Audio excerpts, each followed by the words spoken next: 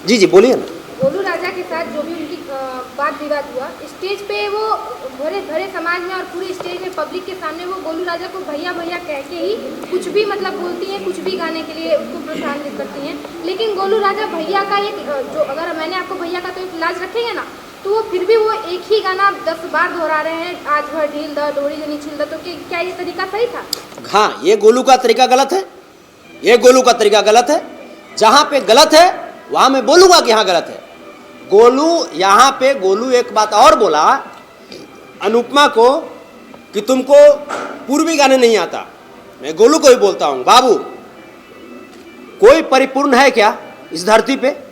संगीत एक सागर है, हम खुद बहुत छोटे हैं, हमसे छोटे छोटे भाई आते हैं और हमसे बहुत अच्छा गाते हैं, हम जीरो बराबर सन्नाटा हैं, तो कोई परिपूर्ण नहीं है। और अगर गोलू को ऐसा लगता है कि वो बहुत अच्छा गाता है तो अभी उसकी मैच्योरिटी में कमी है। और गोलू की उम्र क्या है? गोलू से 3-4 साल छोटा तो हमारा बेटा है, तो मेरे बेटे समान गोलू है। तो मैच्योरिटी में कमी इस वजह से, और नहीं तो बच्चा बहुत अच्छा गाता है, मैं खुद उसका मैं गाना सुनता हूँ, माटी की चीज़ें बहुत अच्छा गाता है। लेकिन गोलू से मैं कहना चाहूँगा कि बाबू इन सब चीज़ों से बचिए और आपको बहुत आगे जाना है। हाल ही में निशा उपाध्याय को भी स्टेज पे इसी तरीके से व्यवहार किया था गोलू राजा। मैं इसलिए मैं कहा कि मैच्योरिटी में कमी है बच्चे में, और मैं यही कहूँगा कि इन सब चीज़ों से बचिए। बेटा आपको बहुत आगे जाना है, आप भोजपुरी इंडस्ट्री का कोहिनूर हो और आपको बनना है। इन सब धूल में अपने आप को नहीं लिपटाना है, बहुत आगे आप निकलेंगे। लेकिन सवाल आपसे कर लेते हैं संतोष जी, अभी हाल ही में देख रहे तो अनुपमा यादव और गोलू राजा को लेकर जिस तरह से स्टेज पे जो कहा सुनी हुई और काफ़ी हो हल्ला मच रहा है, इसमें संतोष जी क्या कहना चाहेंगे कि दो कलाकार भोजपुरी को रिप्रेजेंट करते हैं और आपसी समन्वय बिना बनाए एक दूसरे पे आरोप प्रत्यारोप करते हैं, वैसे लाख ऑडियंस के बीच में ये भोजपुरी की कहीं ना कहीं गरिमा को धूमिल करने वाली बात है। और साथ ही ऐसे कलाकार जो भोजपुरी का प्रतिनिधित्व करते हैं, उनको संतोष रेणु क्या कहना चाहते हैं अपने शब्दों में? ये घटना एक स्टेज शो के दौरान घटित हुई है। उस मंच पे चंदन यादव, गोलू राजा और अनुपमा यादव परफॉर्म कर रहे थे। मेरे लिए चंदन यादव भी मेरे छोटे भाई हैं, गोलू राजा भी मेरे छोटे भाई हैं, और दोनों बहुत माइंड ब्लोइंग कलाकार हैं। रही बात अनुपमा की, तो मैं अनुपमा को अब मैं कलाकार कहूँ या कलाकार कहूँ, हम इसमें हम कंफ्यूज हैं। अनुपमा भोजपुरी की इतिहास की वैसी कलाकार बन चुकी है जैसी कलाकार होनी ही नहीं चाहिए किसी भी इंडस्ट्री में। आज तक हमने बचपन में बिजली रानी जी का, पारो रानी जी का, गीता रानी जी का, उनके साथ साथ कल्पना दी का, इंदु सोनाली दी का, महिलाओं की बात करूं तो देवी जी का कार्यक्रम देखा।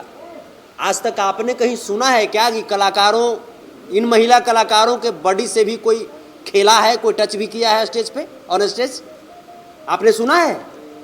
लेकिन अनुपमा पहली कलाकार है जिसको पुरस्कार जब मिलता है तो गाल में टच करा करके पैसा पुरस्कार दिया जाता है।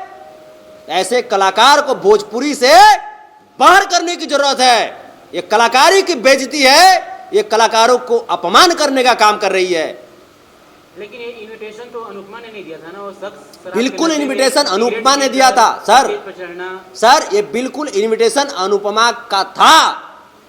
आखिर आपको क्या लगता है अनुपमा से खराब गाती हैं क्या कल्पना जी? अनुपमा से खराब गाती थी क्या देवी जी, इंदु सोनाली जी? फिर उन लोगों पे ऐसा क्यों नहीं होता था? पर घटना किसी को बताकर नहीं होता ना स्टेज पे। नहीं, फिर कहते हैं बार बार अनुपमा के साथ ही क्यों होता है?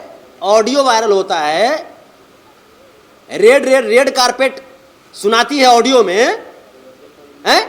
अगर वो ऑडियो अनुपमा का नहीं है, मैं चैलेंज करता हूं मैं मीडिया के माध्यम से, अगर वो ऑडियो अनुपमा का नहीं है फिर वो करे मेरे खिलाफ केस और चले उसको मैं लैब में टेस्ट कराता हूं। वो तो किसी भी लड़की का पर्सनल लाइफ का मैटर, पर्सनल लाइफ है, ठीक है, आपका कहना पर्सनल लाइफ है ना। एक यादव समर्थक गोलू राजा और अनुपमा वाले मामले में अनुपमा को कॉल करते हैं। अनुपमा क्या बोलती है कि मेरा पर्सनल मैटर है। अरे बांदर कहीं की, पर्सनल मैटर स्टेज पे होता है। तुम्हारे घर में तुम्हारे मम्मी पापा जो पर्सनल काम करते हैं वो खुलेआम जाकर के खड़ी में करते हैं क्या? फील्ड में करते हैं क्या? हैं? पर्सनल चीजों के लिए पर्सनल जगह होती है, स्टेज नहीं होता है उसके लिए। ऐसा नहीं लगता संतोष जी अनुपमा से आपकी कोई जातीय दुश्मनी है? जातीय दुश्मनी का, वो हमारे जात के है, वो हमारे जात के है। यादव लगा दिया, वो हमारे जात के है। वो यादव की जो सम्मान जो होती है, गरिमा जो होती है, वो टाइटल लगा करके अपमानित करने का काम कर रही है, तब मुझे तकलीफ हो रहा है। वो जिस भी समाज से है, मैं उस समाज का भी सम्मान करता हूं, लेकिन वो यादव समाज की नहीं है। वो सिर्फ यादव समाज को ब्लैकमेल करने के लिए यादव टाइटल लगाई है। वो तो क्या संतोष रेणु ने कभी उनसे आइडेंटिफाई कराया या फिर आधार कार्ड? आप जाकर पूछ लीजिए ना, उसको बोलिए चैलेंज करने के लिए, हमको बोलिए केस करने के लिए संतोष रेणु यादव पे बोलिए। अगर वो यादव है और मैं बोल रहा हूं कि नहीं है, वो केस करे। ठीक है सर, वो यादव नहीं है, लेकिन कहीं ना कहीं वो भोजपुरी इंडस्ट्री के एक कलाकार है, एक गायक। तो कलाकार है देखो, मैं तो ज्यादा मैंने फ्री फंड के है कि कुछ हो मैंने करवा दीजिएगा टाइटल लगा के। स्टेज पर क्या आपको लगता है कि जो भी हुआ वो उनकी गलती थी? बिल्कुल मैम, बिल्कुल। ये अनुपमा की प्रोपगेंडा था, पब्लिसिटी करने का, खुद को मीडिया में बनाए रखने का। तो जिस समाज से आप आती हैं, आप उस समाज का टाइटल लगा कर ये करिए ना, हम आपको बोलने जाएंगे?